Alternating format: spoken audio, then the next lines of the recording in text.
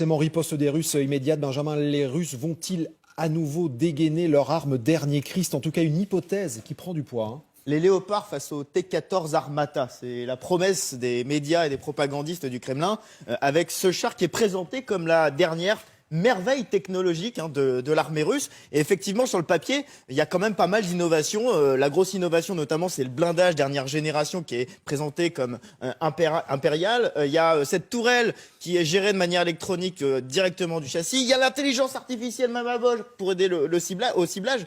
Et en fait, quand vous prolongez le duel, si vous faites char Armata T-14 vs char Léopard 2, bah c'est vrai qu'au niveau du canon ou même de la mobilité, il y a clairement du répondant. On est même un peu au-dessus sur le papier pour le T-14. Ok, donc ça, il est déjà en Ukraine ou pas? Il est prêt au combat? Alors, il n'est pas encore officiellement en Ukraine, mais il est juste à côté. Ça, c'est une image satellite des renseignements britanniques qui en ont repéré sur des camps d'entraînement dans le sud de la Russie qui préparent les unités à aller en Ukraine. Donc, c'est un bon indice de sa présence. Par contre, il y a encore beaucoup de questions, et notamment deux.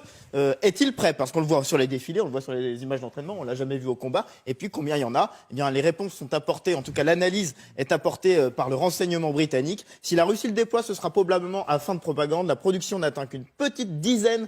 Et les commandants russes ne devraient pas trop miser sur ce véhicule au combat pour l'instant. Une petite dizaine, je vous disais il y a quelques jours, pour qu'il y ait un vrai impact sur le terrain, il faudrait minimum une cinquantaine, voire une centaine. Donc, il n'y est pas pour l'instant. Avec toujours cette guerre de com, évidemment, en toile de fond. Merci Benjamin.